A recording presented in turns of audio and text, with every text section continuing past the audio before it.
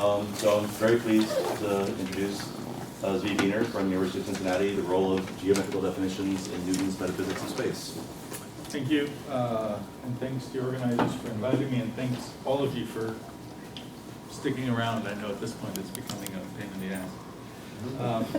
So I barely talk about Howard Stern and Howard Stern. Oh my God. Wow. So I need to rest now. I want to hear about The philosophy of Howard Stern conference is completely different. I barely talk about Howard Stein in my paper, so I should say something about why it belongs in this conference and the conference celebrating him. The last text I'll put up today comes from a collection of draft definitions to the Principia, produced between the second and third edition. I didn't find them. They were discussed rather extensively by Ted McGuire in 1966.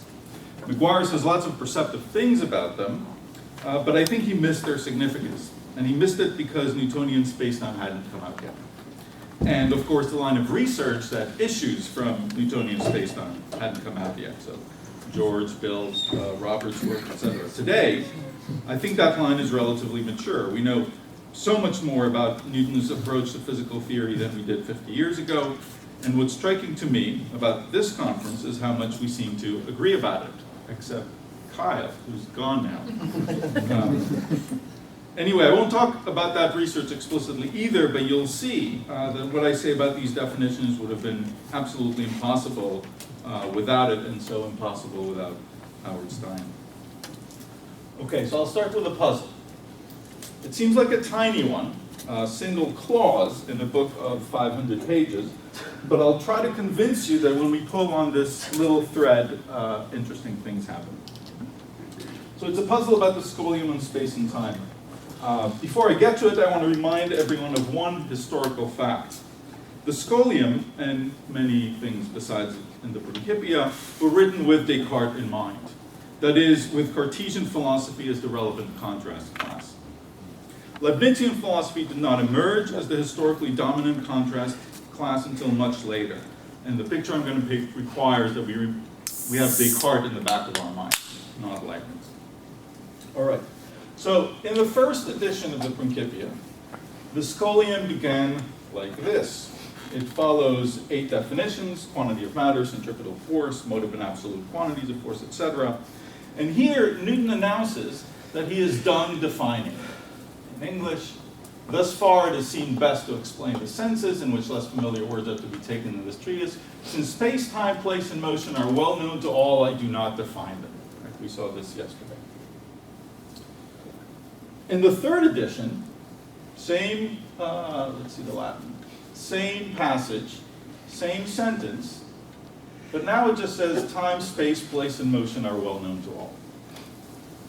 Not a big change, but that's the puzzle. Sometime between 1687 and, the second edition, in fact, and 1723, and it's 1723 because this is when it goes to the printer, so it's not the printer date, it was decided at least by this point. When these lines went to press, Newton decided to scratch out this small clause. And so that's the puzzle. He decided that it's better not to claim that he is not defining space, time, and motion. So what's the story? Why? He's a careful guy. Why? All right, so you're thinking, really, that's what you're going to hang a talk around? And yes, that I will. I know it seems utterly insignificant, but if we root around a bit, I think we find things connected that are central to elements of Newton's thinking and central to all our understanding of him. And by the way, we could rule out simple explanations like the editor did it, it's a mistake, etc., but I won't bother with those. All right.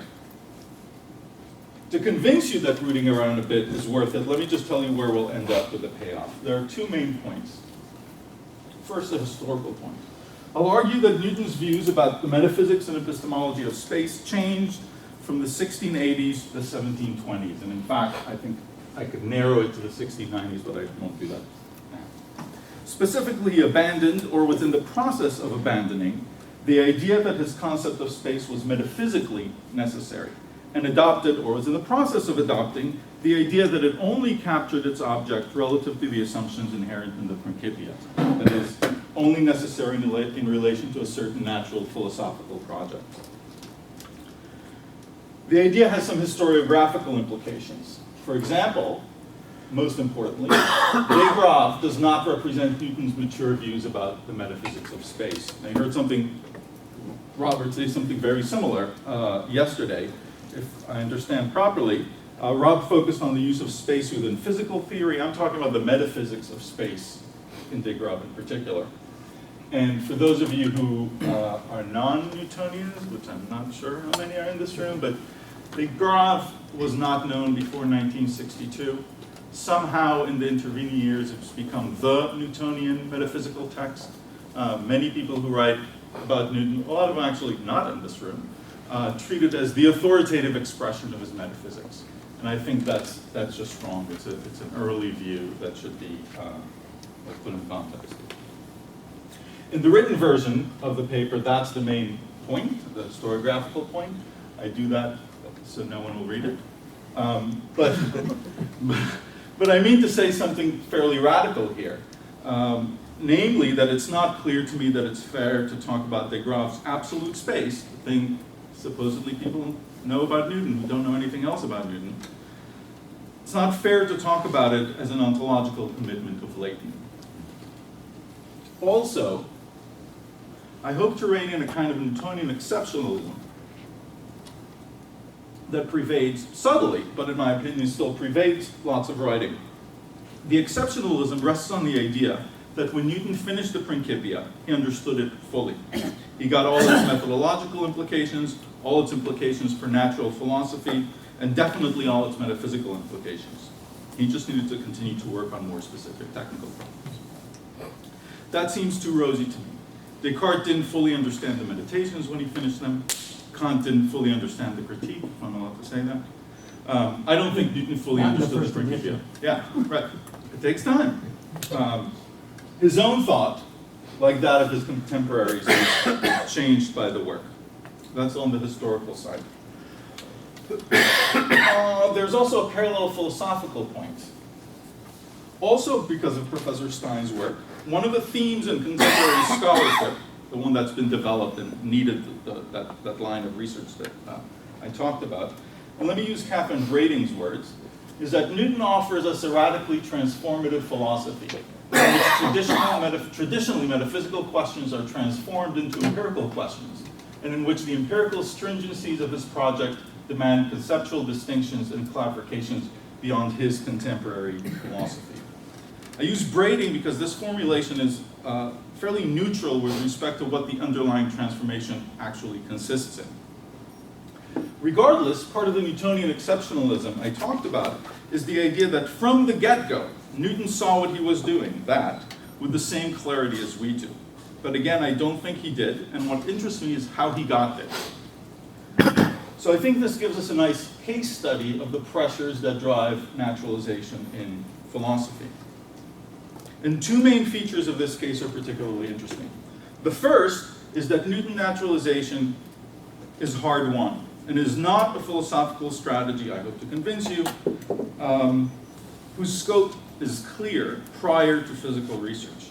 What items of traditional metaphysics can or can't be brought into the fold of empirical investigation are revealed as Newton tries to solve problems internal to empirical investigation. I think lots of people here would agree. But I want to stress the emergent or developed nature of this strategy because it can be obscured when stress is put on Newton's broad and lifelong opposition of experimentalism to speculative philosophy. And so we miss the fact that this change, if we just stress the idea that from the get-go, he was only interested in the empirical side of things. More interestingly, I think Newton understands naturalization through the language of mathematical practice. We have several vocabularies by which to understand naturalization. These vocabularies, I think, are more accurate and enlightening than Newton's, but I think Newton understands his naturalization as a feature of mathematical practice, and I'll say more about that later.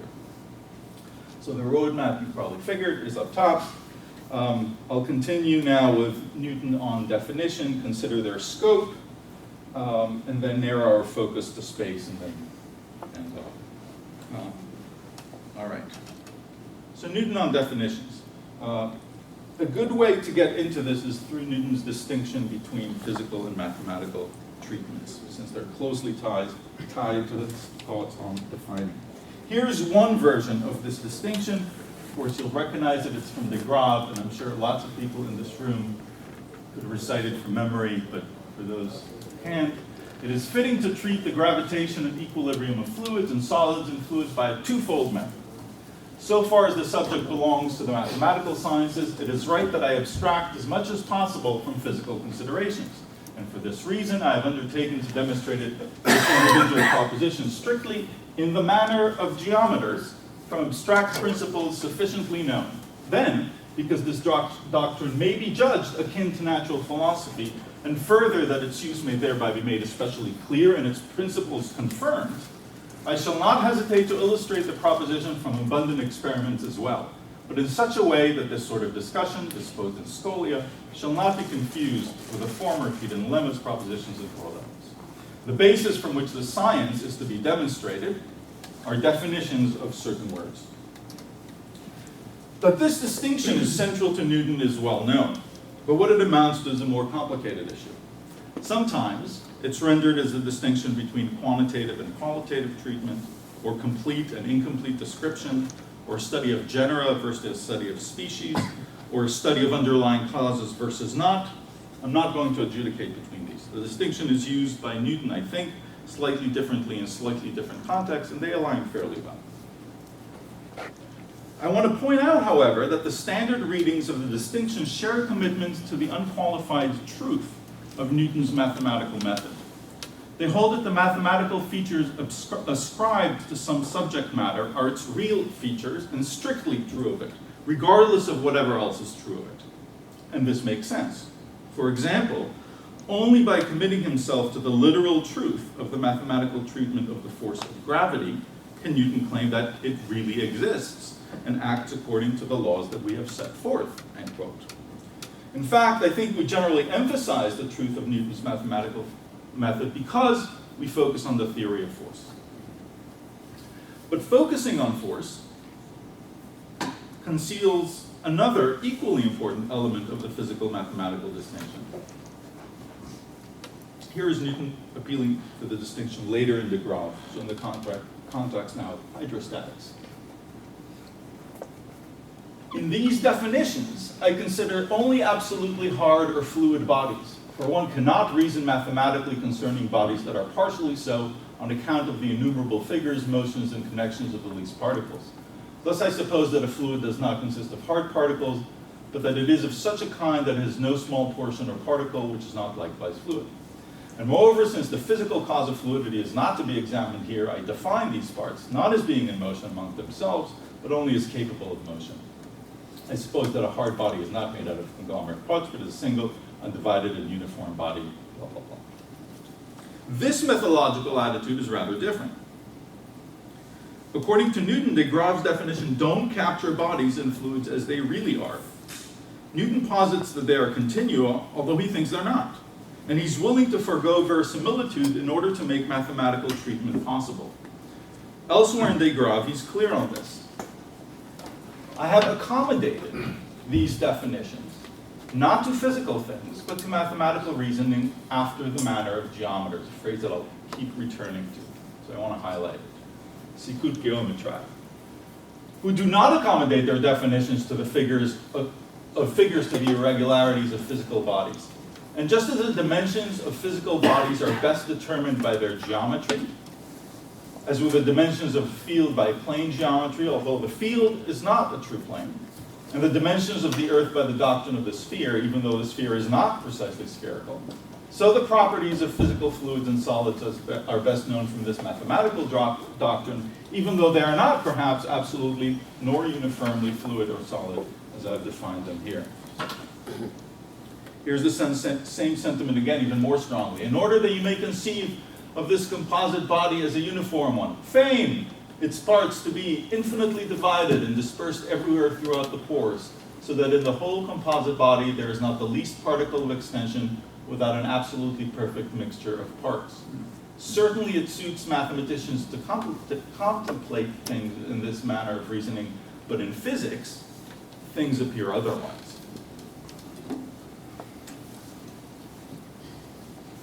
The relation of this sort of idea to Rule 4 is interesting, but I leave it aside for now. What I want to point out is that Newton's mathematical treatment, in this context, is not merely a method of abstraction, where by abstraction I mean ignoring or generalizing away features of objects that are irrelevant for certain purposes. It's also a method of idealization. It asks us to buy into strictly false premises in order to gain some traction on some subject matter.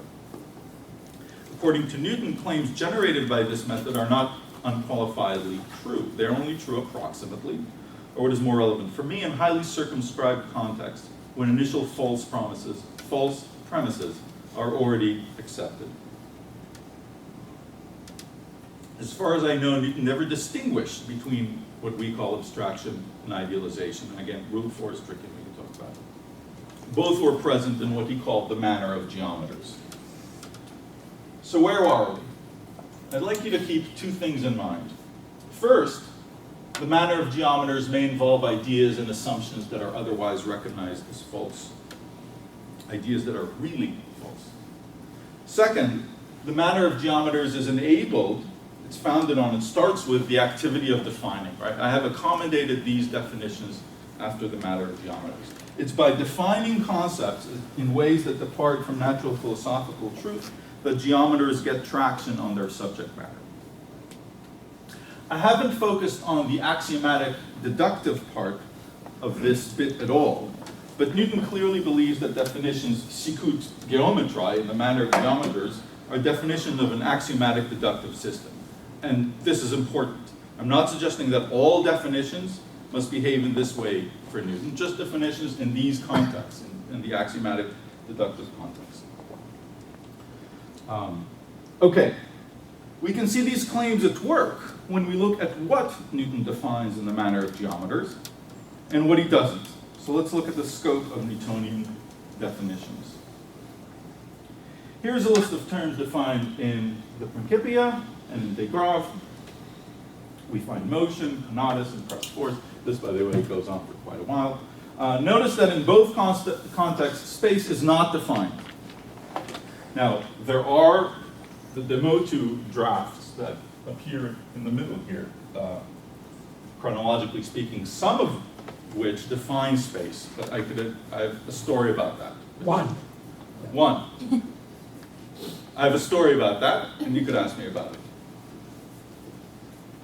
Space is not defined. At first glance, this might seem a simple oversight. After all, both De Graaf and the Principia contain long passages on the nature and properties of space. Aren't those Newton's definition of space? This is what we find in the literature, people talking about Newton defining space and time. And Robert used a sort of technical notion of defining a term of art in this context, but many people who don't have that rich notion of definition still just talk about Newton defining space and time.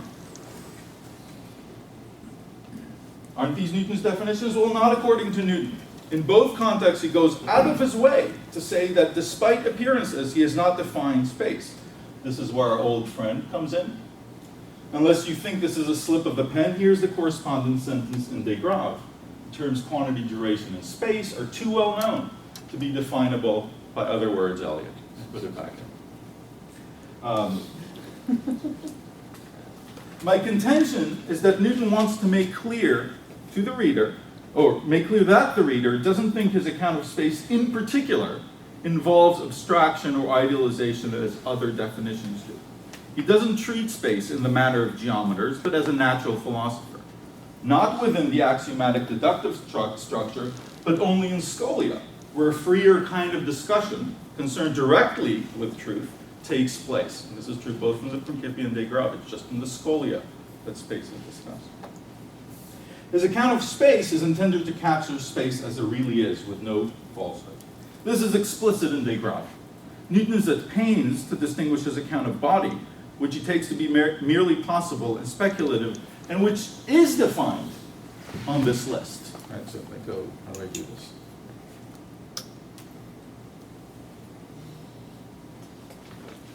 No. It is there, right? His account, which is defined, differs from the account of space, of which we have an exceptionally clear idea, and which is certain and metaphysically necessary. Instead of reviewing the evidence, let me quote authority, Howard Stein writes, Newton distinguishes between the epistemological status of his theory of space, which he has presented as something he regards as exceptionally clear in conception, and as entirely convincing in its doctrine, and his theory of body, which is fundamentally conjectural. In fact, Newton not only thinks he captured space as it is, end quote. Newton not only thinks he captured space as it is, but as it has to be. And this is precisely what we should understand of the Hippie as well. By refusing to define time, space, place, and motion, Newton is telling us that he is treating these, in the natural philosophical manner, that he is describing them in themselves, as they truly are, not conjecturally. Okay, so once again, where does that leave us? These are the 2 points from earlier. I hope by this point I've convinced you that there is something in the original puzzle. That is, that crossing out, I do not define them, is conceptually loaded, because the activity of defining in deductive axiomatic context is conceptually loaded. And specifically, that it suggests that one may take the epistemic attitude appropriate to the manner of geometers towards the items defined. But why would anyone do that? Why would Newton want to do that with space? To see this, we need to examine the contents of Newton's conception of space, a series of experimental developments concerning the vacuum, and a series of interchanges with colleagues that occurred between 1684 and 1716. The full story is very long, and I'll only touch on the very main points quickly. If you're interested in an item of self-promotion, it will come out in the fall in JHP. So, space and void, and this is kind of the companion piece, the more speculative companion piece to that other one, which is more secure. All right, so in de Graaf, and according to the view I'm disputing to his death, Newton believed that space had its own manner of existing. As it were, as an emanative effect, or as an affection of being qua being. The reason for space's curious ontic status is that it can belong to no other metaphysical category. It may be expected, I'm going to drink, you read this.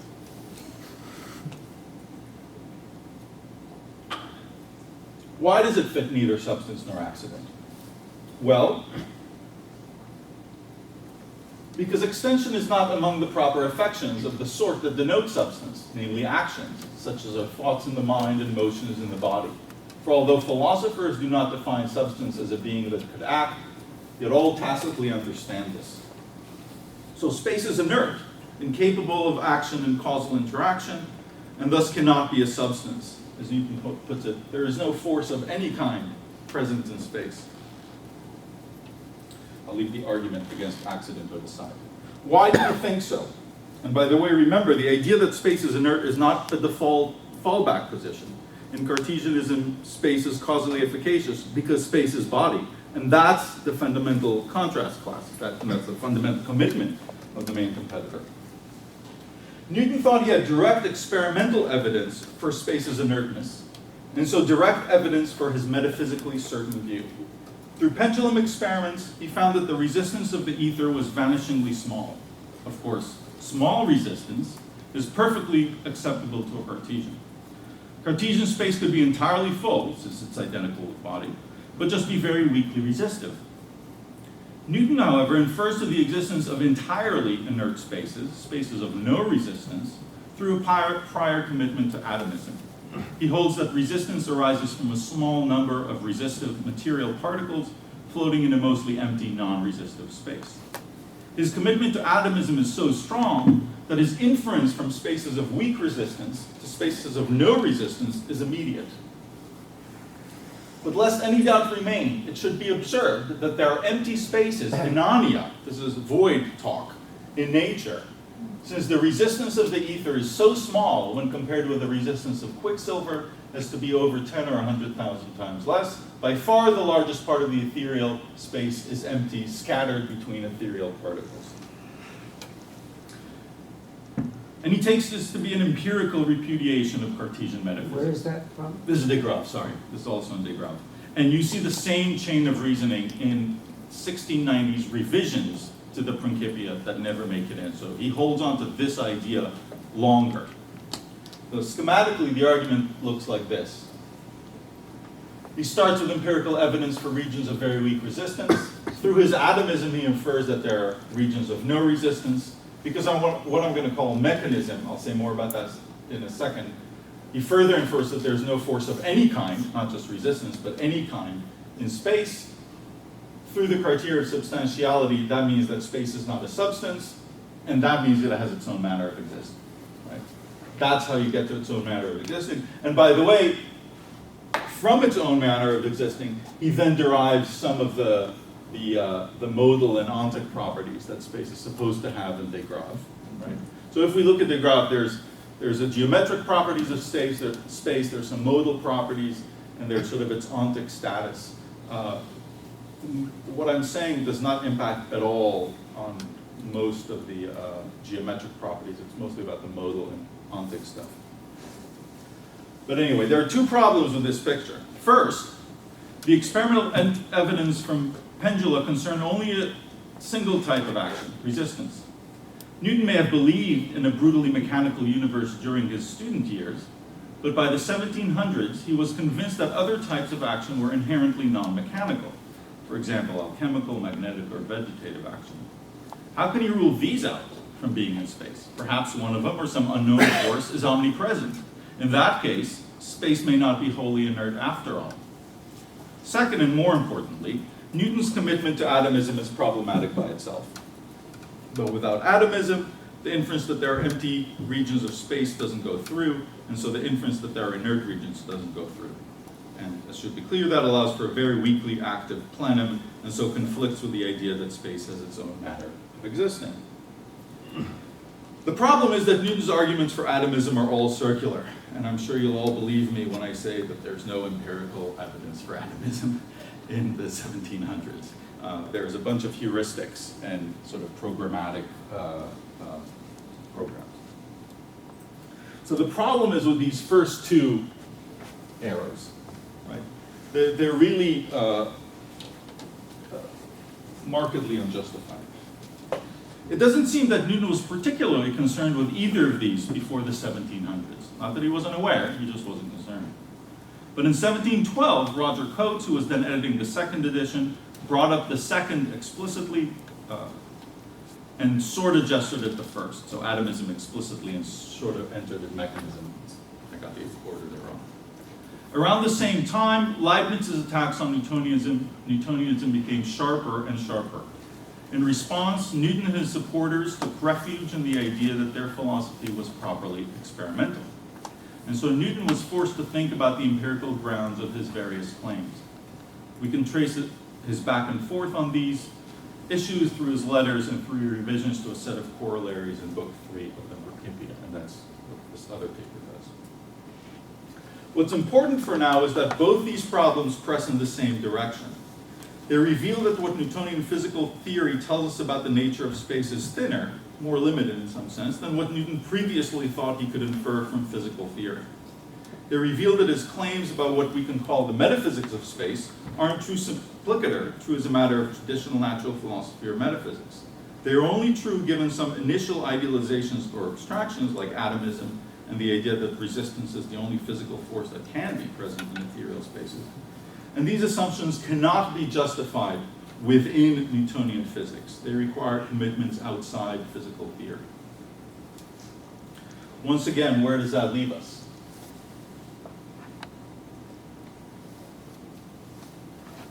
This is where we left off, and I'm belaboring the point now, but it's worth belaboring. The point of this section is that Newton was faced with problems in his accounts of body and space.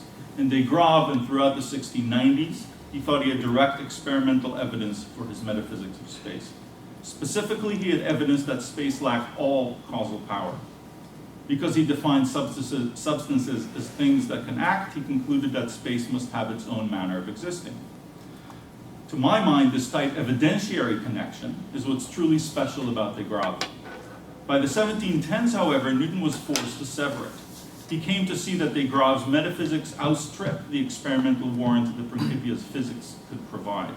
The mismatch between metaphysics and experiment induced him to reassess the epistemic status of his accounts of space and body. And that's the point. He was faced with problems in the accounts of space and body, and he did have reasons to reassess, right? So we started off saying, well, why would anyone take kind of a more cautious epistemic attitude? This is why. And that's exactly what we see him doing. In 1716, when preparing for the third edition of the Principia, Newton authored several new definitions. They never made it to the printed work, and we could speculate why later, but he revised them multiple times. Here's one. You can see that it's a fairly clean copy, free of corrections, so somewhat considered, right? As George pointed out yesterday, this does not look like the standard Newtonian writing. And there are multiple copies. Here's another. In this one, you can see that they were intended for Book 3, Corrigenda et Addenda in Libro 3. And he even specified the line number. So he's looking at the text and deciding where these things are going to go. He thought about this. Everybody should notice that's book 3, not book 1. Yes, thank you. He entertained defining terms now in the axiomatic deductive system that comes down to physics, book 3, from the mathematical peaks of books 1 and 2. These are definitions of physical concepts, not the mathematical measures we find in book 1. These definitions show that Newton recognized that what he could say positively about empty space has been limited and circumscribed by the remainder of his natural philosophy. They take traditional natural philosophical and metaphysical concepts and narrow their scope so they have precise application within the Principia. But the cost of that precision is that they no longer capture their object in rerum natura. Because body and space are defined correlatively, we need to look at Newton's definition of body first. Body, he wrote, I call everything which can be moved and touched, in which there is resistance to tangible things, and its resistance, if it is great enough, can be perceived. I understand body and what follows in no other sense than the one which I have defined. Notice, body is defined here through only a single feature, resistance. We saw that Newton narrowly focused on resistance before, but now it's explicit. He's making it explicit. But his definition of the vacuum is the real doozy here. Notice again that he narrows focus to resistance, and how it returns to the trope I started with, the manner of geometers. Vacuum, empty space, I call every place in which bodies can be moved without resistance. For just as geometers define a line that has length without breadth, so that their propositions concerning line of this sort are merely understood, and in mechanics, however, and other sciences, the line having breadth has a place, thus body and vacuum are here defined so that these words may be understood in the sense defined in what follows. About other bodies and another vacuum, let authors in other sciences dispute. This last sentence is what started this entire project, right? It's really weird. First of all, this is, just by the way, scientia, a loaded term, right? And I read this and thought, what's another vacuum? The vacuum is the vacuum. There's nothing there. What other vacuum is there? This is supposed to be the vacuum that establishes the failure of Cartesian metaphysics. There isn't another vacuum. So what's going on?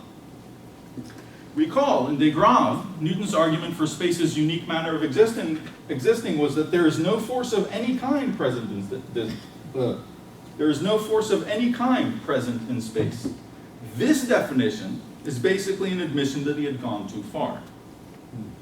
Does that mean that Newton entirely rejected de Graaf's metaphysics, or whole hog? Well, I think that's going a bit too far. Rather, I think we should pay attention to Newton's own caveats regarding geometry, to the trope with which we started. What it meant in other contexts is that the propositions to follow have limited scope, and so their truth can't be asserted unconditionally, but only relative to certain enabling background assumptions. I think the very same thing happens here. Newton is bringing his previous concept of empty space under the umbrella of the manner of geometers. He's asserting that even this concept must be understood within the framework his own physics defines. This is a strikingly different attitude towards empty space than Degrasse's. Okay, so that took a while, but now we have all the pieces on the table. We need to solve our original puzzle. I focused only on space, obviously, but I think the crossout indicates that Newton no longer felt comfortable claiming that his account of space lay outside the axiomatic deductive framework of the Principia. He thought, or at least was beginning to think, that the more circumscribed epistemic attitude appropriate to geometrical definitions might be appropriate to space. Slight change, I know, but I hope the juxtaposition of all these texts suggests, well, what I've tried to suggest. Okay, so let's zoom out to the big picture again. I think the historical point should be clear. Newton's views change about the metaphysics of and epistemology of space in particular from the 1680s to 1720s. There's no way with that definition of the vacuum to hold on to the metaphysically necessary space of Degrasse. He moves from a robust metaphysical realism to a more cautious epistemic stance, however we characterize it. His terms are in the manner of geometers, what geometers do. This means that Degrasse doesn't represent his mature views, and in fact, he discovered some things about what he thought and how the Principia related to them as he went on. And the philosophical point, I guess I don't really need to read Braiding's quote again, but Newton's naturalization is hard won. It takes time for him to discover this, and is not a methodological research strategy taken prior to physical research. It doesn't come in already guaranteeing that he's creating the kind of space that is distinct from the space the other philosophers are talking about as metaphysically certain. Right? And we see him, what I think, bringing it into the fold of physical theory through this. And he understands his naturalization as a feature and through the language of mathematical practice. It's the manner of geometers that allows him to do this. This is what geometers do. They define concepts precisely and bring him in to a certain fold, in this case, the axiomatic deductive structure of the Principia. And that's it. Thank you.